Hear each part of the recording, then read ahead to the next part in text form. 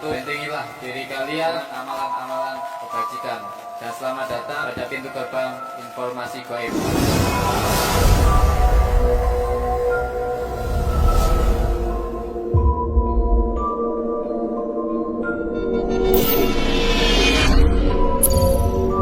Kalau Anda ingin mati dalam keadaan syahid, perangi itu orang-orang kafir, orang-orang yang menghancurkan umat Islam. Kalau Anda ingin syahid, lihatlah tempat. Masa ngebom di pasar, situ banyak anak kecil, banyak umat Islam, banyak saudara sama muslimnya. Kalau Anda ingin betul-betul mati syahid, betul-betul jihad, datang ke Palestina, datang ke Yaman, datang ke Irak, datang ke Afghanistan, datang ke sana. Kita langsung aja ditakwa tentang sosok kehidupan dan akhir hayatnya seorang teroris. Kok bisa? Anda ngebomnya di mana itu? Salah sasaran mungkin ya? Bukan musuh Allah yang ada bom, yang Anda binasakan. Jangan-jangan saudara sendiri ada binasakan. Ngawur itu namanya, bukan syahid, tapi sangit. Assalamualaikum warahmatullahi wabarakatuh. Ketemu lagi bersama saya Anan SPT. Kali ini saya bersama tim Bro Situs Official akan menggali informasi dari seorang korin yang dulunya semasa hidupnya meninggal karena bunuh diri. Yang bahwasanya di situ ada kata yang memang untuk jihad membela agama Islam, tapi itu kalau menurut saya itu adalah hal yang sangat bodoh, goblok. Jadi ini adalah sebuah informasi yang sangat seru nanti untuk kalian pelajari, karena memang ada unsur ilmunya yang akan diberikan langsung oleh Gus Idris Al-Marbawi. Dan saya ingatkan kepada kalian, tidak ada benteng yang kuat kecuali benteng keimanan manusia. Maka dari itu tingkatkanlah keimanan kalian dengan amalan-amalan kebajikan. Dan selamat datang pada pintu gerbang informasi gaib. Assalamualaikum warahmatullahi wabarakatuh. Alhamdulillahirabbil alamin. Allahumma salli wa sallim ala sayyidina Muhammad wa ala ali sayyidina Muhammad. Banyak orang tergiur dengan dibangunkan istana yang megah di surga, dibangunkan singgasana yang mewah di surga, dijanjikan syahid, dijanjikan mati dalam keadaan mulia, dijanjikan mati dalam keadaan dimuliakan oleh Allah di tempat yang mulia. Namun salah tafsir dan salah kaprah dengan jalan menyiksa diri sendiri atau matinya bunuh diri dengan memasang rompi bom dalam dirinya, dalam tubuhnya. Kira-kira coba di logika pemirsa, ngawur apa tidak? Yang dibom pasar. Bayangkan, yang dibom pasar. Di pasar ada ulama, kadang ada kiai, ada ustadz yang lewat pasar, mungkin mau ke masjid lewat pasar. Ada muslimin, muslimah, ada wanita-wanita yang solehah, belanja, mati. Security ikut mati. Kira-kira masuk akal atau tidak? Bom bunuh diri menjanjikan surga. Bukan pada tempatnya, pemirsa. Kalau Anda ingin syahid, bukan pada tempatnya. Kalau Anda ingin mati dalam keadaan syahid, perangi itu orang-orang kafir, orang-orang yang menghancurkan umat Islam, Anda perangi. Datang sana ke Palestina, ya, bawa granat. Datang sana ke Palestina, bawa brand, bawa amunisi yang banyak. Kalau Anda nggak bisa datang ke sana, ayo saya antarkan ke Hamas sana. Pasti tentara Hamas, militer Hamas mesti malah senang gembira. Oh, ada relawan Indonesia mau ikut tempur. Pasti dikasih tuh rompi, peluru, amunisi banyak.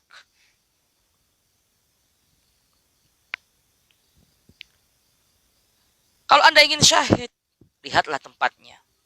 Masa ngebom di pasar, di situ banyak anak kecil, banyak umat Islam, banyak saudara sama muslimnya. Kalau Anda ingin betul-betul mati syahid, betul-betul jihad, datang ke Palestina, datang ke Yaman, datang ke Irak, datang ke Afghanistan, datang ke sana. Kalau Anda nggak bisa datang ke sana, saya antarkan. Pasti tentara Hamas itu akan senang jika ada relawan. Ya, gitu pemirsa. Nggak usah Anda repot-repot beli bom, Anda repot-repot beli amunisi, sudah disiapkan itu 10 kilo malahan sama tentara Hamas itu. Malam hari ini akan kita kuak bersama.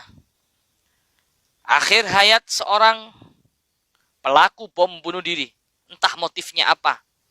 Entah motif itu iming-iming syahid, entah motif itu cari sensasi, entah orang itu ingin mengadu domba umat Islam, entah orang itu motifnya ingin cari sensasi, atau kebanyakan hutang mungkin dia nggak kuat, akhirnya cari sensasi dengan mengatasnamakan Islam. Kenapa selalu umat Islam yang selalu dipojokkan, yang selalu dituduh oleh terorisme? Umat Islam itu adalah rahmatan lil alamin. Umat Islam itu adalah toleransinya paling tinggi, pemirsa. Berbicara tentang toleransi, umat Islam tidak perlu diajari, pemirsa. Umat Islam lebih menjunjung tinggi toleransi. Kalau kita berbicara toleransi, sungguh umat Islam itu sudah diajarkan jauh dulu oleh baginda Nabi kita Sayyiduna Maulana Muhammad, cara dengan berakhlakul karimah. Toleransi yang tepat, toleransi yang bagaimana, ya. Itu aja. Nanti mungkin di lain waktu kita akan bahas bab toleransi, bab tasawuf kalau bahasa Arabnya itu ya. Ada ghadab, bisa menahan marah, bisa menahan sabar. Tasawuf, tawasud, bisa menahan toleransi. Apa itu? Mengembangkan toleransi. Itu bab hati itu, pemirsa. Ayo Ustaz Farhan, nanti kita langsung aja kita kuak tentang sosok kehidupan dan akhir hayatnya seorang terorisme. Bukan terorisme yang benar, itu harus mengawur itu ya pemirsa ya.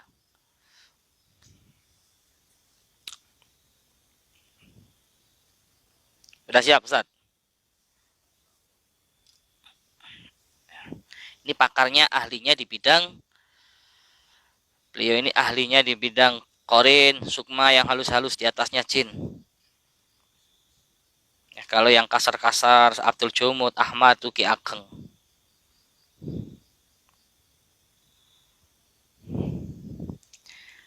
Ingat, masukkan teroris ya.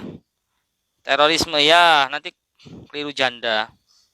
Alhamdulillah pemirsa, kita sudah dapat. Nah, ini berkah doa panjenengan semua. Ini memudahkan jalan kita syuting. Terima kasih yang telah membantu membelikan mikrofon ini dari sahabat saya yang berada di Hong Kong. Mudah-mudahan dibalas berlipat kebaikan, amin. Alamin. Jadi ngono loh pemirsa, ngeritik tapi nukokno. Wah, Gus mikir tapi nggak nukokno sampean. Yuk. Bismillahirrahmanirrahim.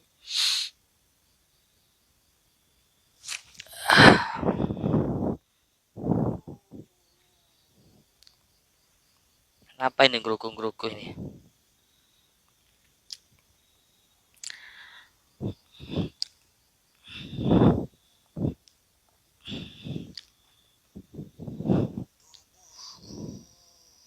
Tubuhku. Kenapa tubuh Anda seksi? Hancur. Serius jangan saya. Anda serius. Buat pelajaran. Ambil hikmahnya.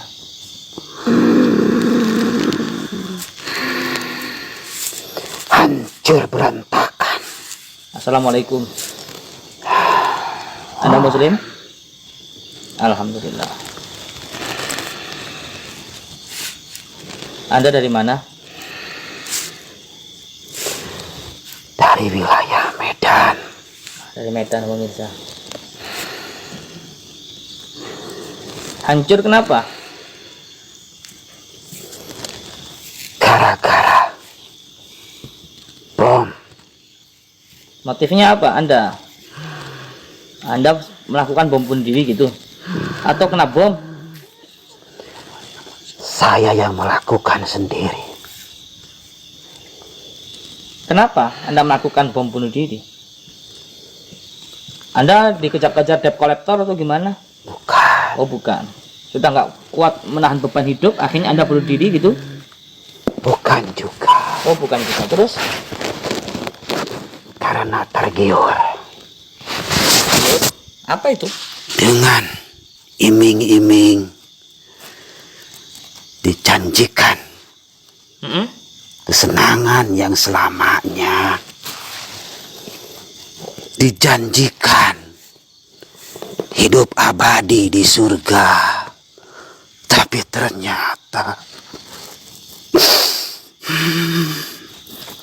Apa? jauh yang saya sangka dan saya bayangkan.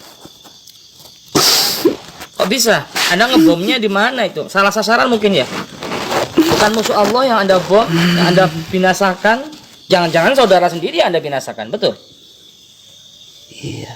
Ini ngawur itu namanya, bukan syahid tapi sangit itu. Tapi saya manut sama instruksi. Instruksi siapa? Siapa? Nah, itu saya Atasan. pengen tahu saya namanya siapa. Pokoknya atasan yang menjanjikan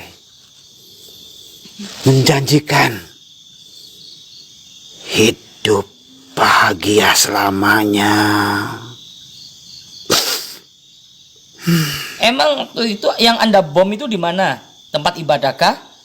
Atau tempat umumkah? Atau tempat wisata? Atau mall? Saat itu saya ledakan bom.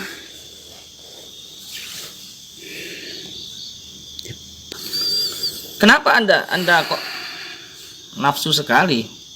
Apa pingin ngebom? Saya patuh sama tugas dan saya dijanjikan akan mendapatkan syahid, tapi ternyata bukan syahid yang gue dapat. Apa yang Anda dapat? Murka. Kok tahu kalau Anda dapat murka? Karena dari akhir dari hayat saya sangat menderita sekali. Tidak ada kebahagiaan, tidak ada kesenangan.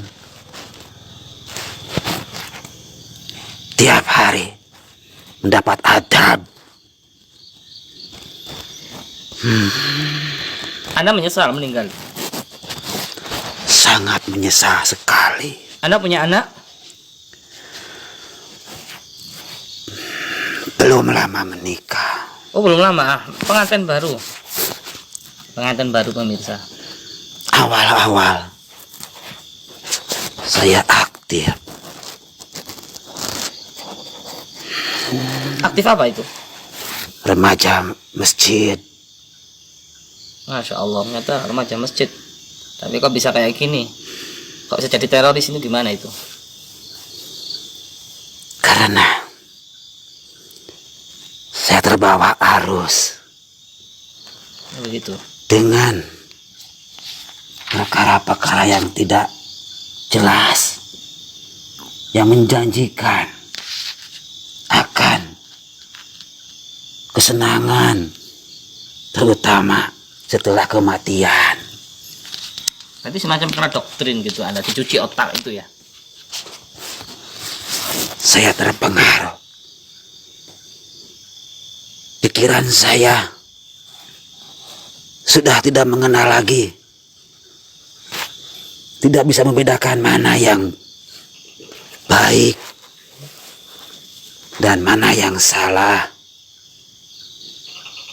Pokoknya surga gitu ya? Anak Yang itu ada di didoakan. bayangan pikiran saya hanyalah kesenangan yang kekal abadi surga, yaitu syahid itu. Terus nasib anak istri Anda gimana terus? Apakah anak istri Anda tahu? Tahu. sudah saya tidak pedulikan. Kejam sekali Anda ya. Karena satu dalam pikiran saya, surga dengan kesenangannya, bidadari-bidadari yang melayani saya karena saya sudah syahid. Sangit itu Pak, dan syahid. Anda kayak masih muda itu ya. Umur saya masih terbilang muda.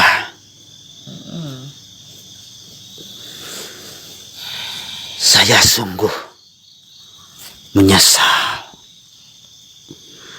Kenapa cepat begitu percaya dengan iming-iming yang tidak jelas. Lantas Salah sasaran. Yang saya bunuh, yang saya target,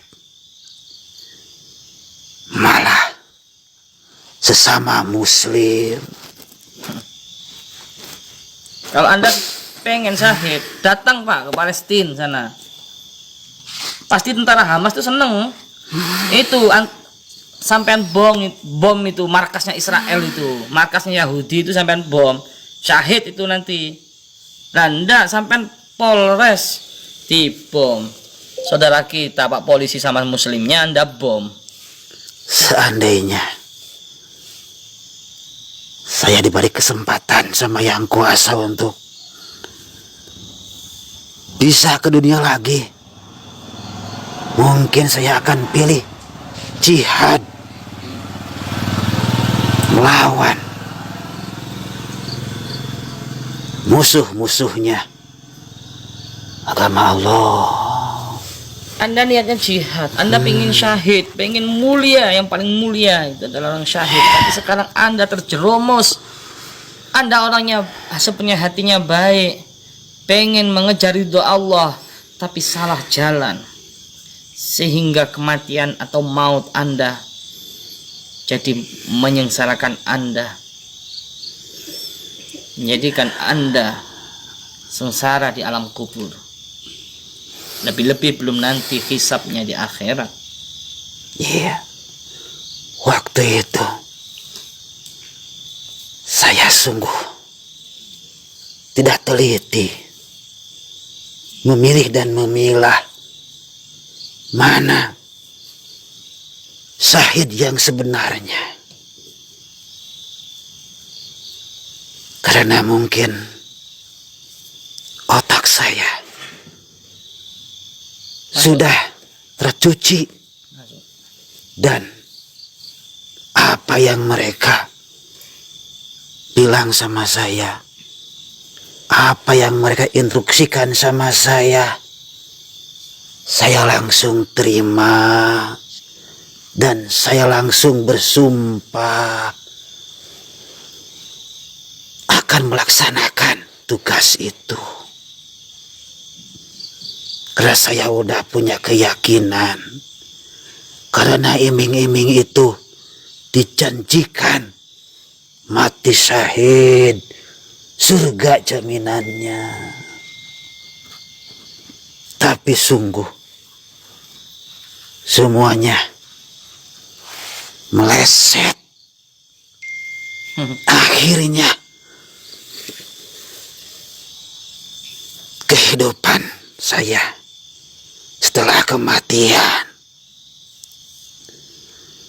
hanyalah kesengsaraan dan kobaran api neraka yang mungkin menanti saya.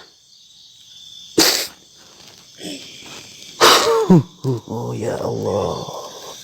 Anda mati sudah dalam keadaan hancur. Ini hikmah besar perlu kita petik. Anda mati dalam keadaan hancur tubuh Anda. Allah menciptakan Anda dalam keadaan utuh. Jadi kembali kepada Allah harus keadaan utuh. Kisi-kisinya seperti itu. Nah, jikalau Anda nanti menghadap kepada Allah dalam keadaan hancur, tubuh Anda berkeping-keping, tidak memenuhi standar, tidak memenuhi kodrat, Jadi kita diciptakan oleh Allah dalam keadaan utuh, maka kita kembali kepada Allah yang baik itu ya dalam keadaan utuh. Kisah-kisah seperti itu pemirsa. Tapi kalau keadaan Anda hancur, gimana coba nanti menghadap Allah? Seseorang akan dibangkitkan di mahsyar itu dalam keadaan dia terakhir wafat. Gimana bayangkan Anda dibangkitkan dalam keadaan tubuhnya hancur?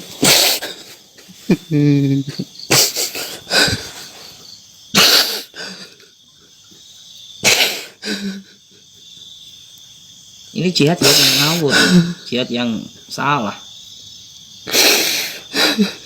Nggak jadi syahid, jadi sangit itu. Jadi kamu pengen jihad, ayo saya bantu. Kalau Anda pengen jihad, kita datang ke Palestina. Kalau Anda pengen jihad, nggak perlu repot-repot beli bom bunuh diri. Disiapi itu 10 peti itu bom oleh tentara Hamas.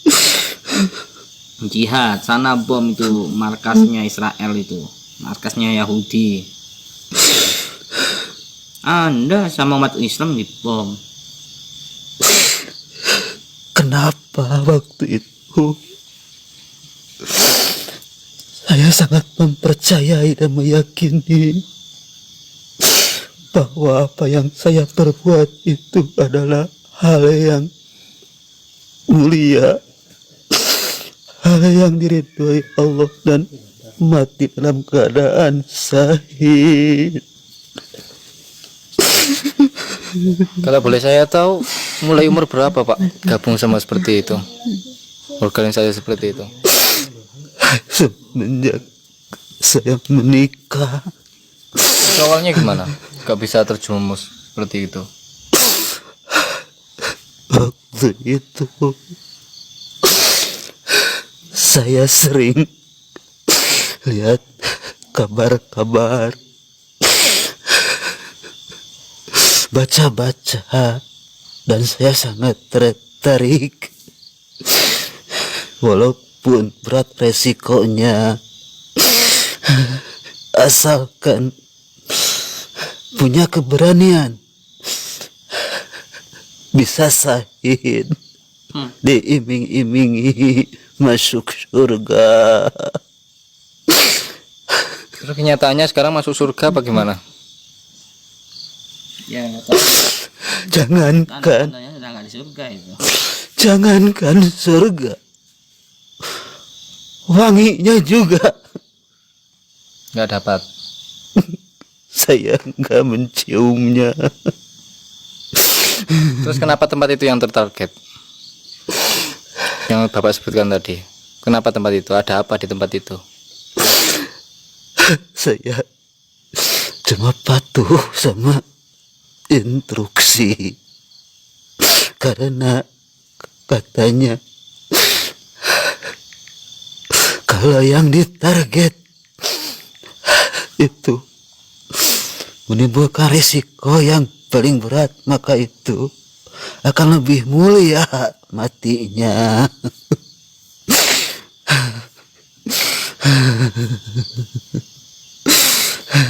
Tapi kita kan gak bisa ngelak dari kenyataan. Tapi kenyataannya sekarang seperti ini. Apa yang Anda bayangkan dulu, apa yang Anda angankan dulu ketika melewati jalur seperti itu, melewati gaya hidup seperti itu, dan ternyata endingnya seperti ini. Iya, karena saya pun berpikir, Mas, untuk mencapai surga itu harus banyak amalan-amalan, harus banyak ibadah-ibadah yang waktunya lama, nggak mudah. Sedangkan jihad asal punya keberanian. Ya memang jihad asal punya keberanian, tapi nggak ngawur kayak gitu Pak. Kata beliau tadi seperti itu. Orang dilarikan di dunia itu kan utuh, jadi kembalinya kepada Allah harus utuh. Jadi tidak bisa menyalahi kodrat. Saya pulang menghadap yang kuasa keadaan hancur. Itu yang melakukan Bapak sendiri atau ada teman yang lain? Operasi itu dilakukan berapa orang? Saya sendiri. Saya sendiri. Malam, siang, pagi.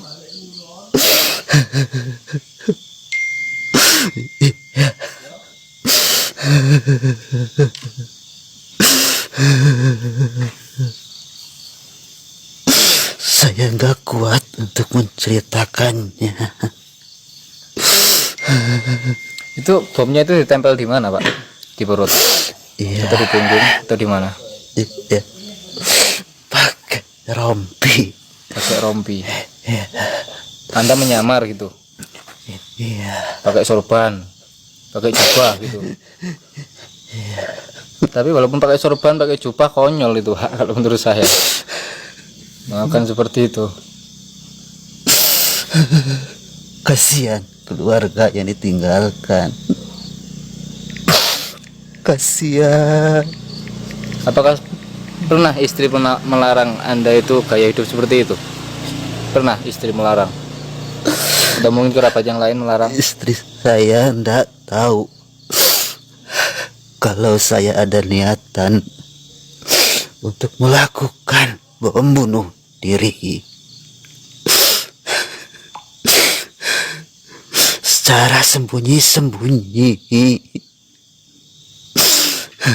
Oh, berarti Anda ikut organisasi seperti itu, semacam itu, istri Anda tidak tahu. Tidak. Tahu-taunya Anda sudah syahid gitu. Iya. Tapi bukan syahid sebenarnya. Sangit ya. Su'ul khotimah. Mati dalam keadaan hina dan dihinakan. Semoga Allah nasibnya. Semoga kita nggak sampai tergiur dengan aliran-aliran yang menyesatkan. Kalaupun itu aliran, saya yakin itu bukan umat Islam. Umat Islam yang jadi tidak mengarahkan kepada kesesatan. Bisa. Tidak ada harapan lagi bagi saya untuk syahid lagi.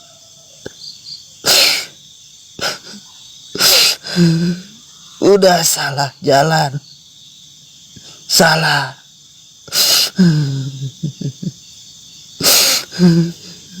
Anda menyesal kalau perbuatan Anda itu ngawur. Ngawur tidak?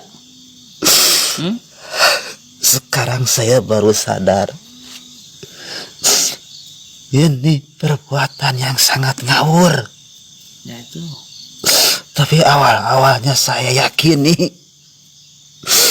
ini adalah jihad yang sebenarnya. Jihad itu banyak, Pak, maknanya. Ada jihad melawan nafsu, itu juga jihad. Nggak harus membunuh diri, Pak. Saya korbankan jiwa raga saya Untuk mati konyol. Iya, benar. Iya, akhirnya demi mati konyol. Sudah meninggalkan anak yang lucu-lucu, meninggalkan istri. Mana, Pak? Demi mengejar surga yang semu. Renungkan, pemirsa, ya. Mungkin barangkali ada pemirsa yang pernah mau terjebak dalam seperti ini.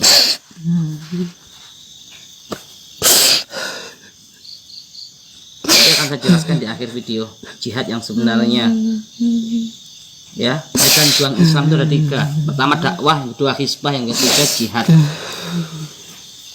Ya sudah, itu aja, Pak. Anda masih kok takut nih? Enggak. Ya udah, ini buat renungan. Mudah-mudahan dengan Bapak dimasukkan di sini orangnya, mudah-mudahan membawa berkah sedikitlah, menolong penderitaan Bapak dalam kubur. Karena yang menonton ini mudah-mudahan mengirim Fatihah, kirim Fatihah kepada Bapak. Ya gitu aja, Pak, ya. Terima kasih banyak. Kita kirim Fatihah, kita kirim tahlil nanti, ya. Tolong doanya. Iya, insyaallah, insyaallah. Doakan, ya. Mudah-mudahan diringankan penderitaan siksaan Bapak. Dan disiksa, ya. Mudah-mudahan diampunkan dosa-dosanya, jadikan kuburannya raudhah min riyadhil jannah. Mudah-mudahan itu. Tapi yang jelas Bapak itu sudah salah. Ya, pasti akan menanggung perbuatan. Fama ya'mal misqala dzarratin khairan yarah Wa may ya'mal mithqala dzarratin syarran yarah. Dan perbuatan Anda itu bukan perbuatan yang kecil, melainkan perbuatan yang besar. Membunuh orang sama muslim. Bayangkan, Pak. Berapa besarnya ya? Baca ya. Bismillahirrahmanirrahim.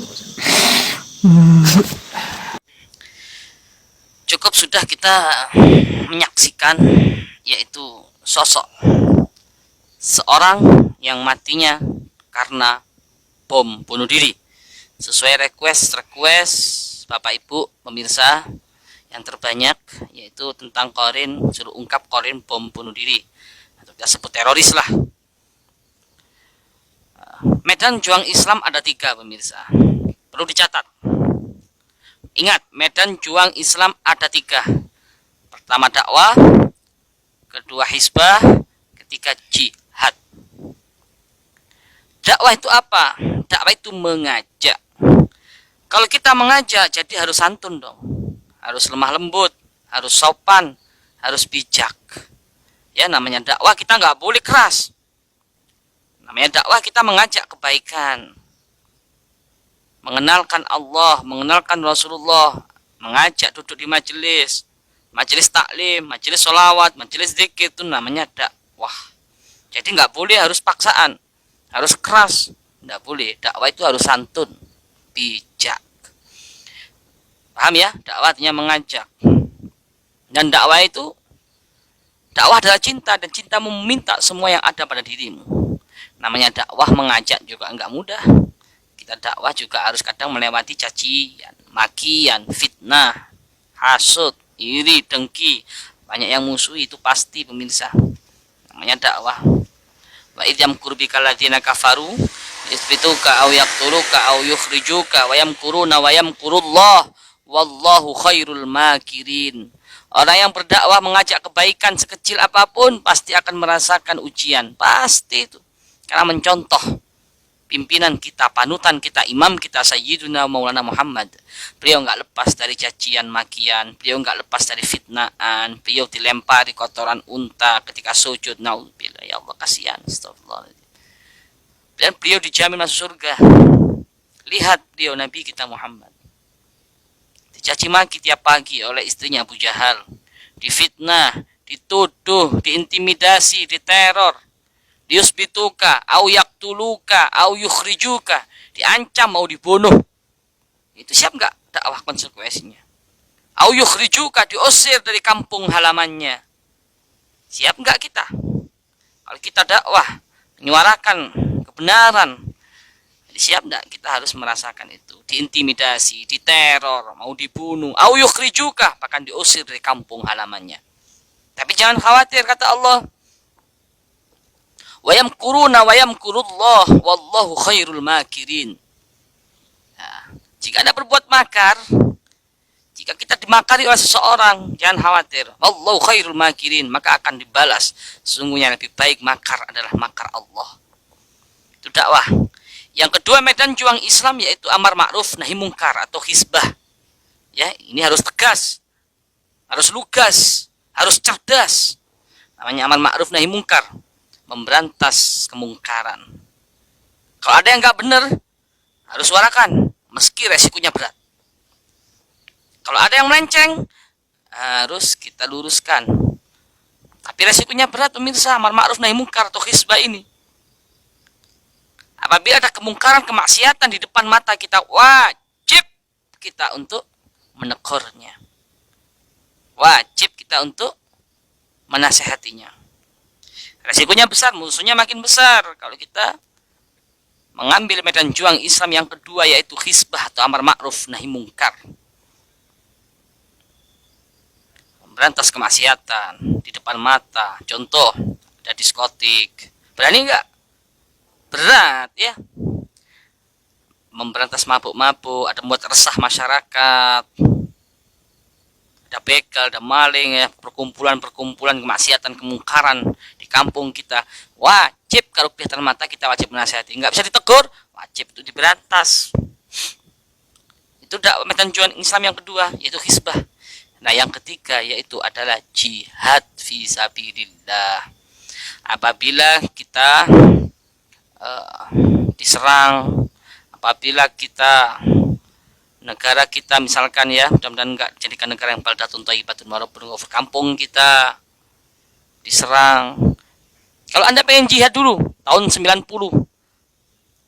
tahun 91, tahun 89, kejadian Tolikara. Pernah ingat ya? Jadi bahas sejarah. Kejadian di Tolikara, kejadian di Poso, umat Islam dibantai pemirsa. Karena di sana minoritas, umat Islam dibantai. Ada salah satu pesantren Wali Songo di sana. Santrinya dimasukkan ke masjid, kiainya, bunyainya semua dimasukkan ke masjid, dibakar hidup-hidup. Kejadian di Tolikara, di Poso. Perempuan-perempuan yang muslimah ditelanjangi, diarak bugil oleh tarian adat-adat mereka. Biadab.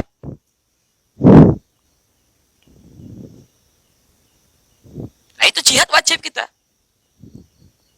Kita wajib jihad. Apabila kita umat Islam ya, yang umat Islam yang menyimak video ini, apabila umat Islam dianiaya, umat Islam dibantai, demi Allah wajib kita harus membela.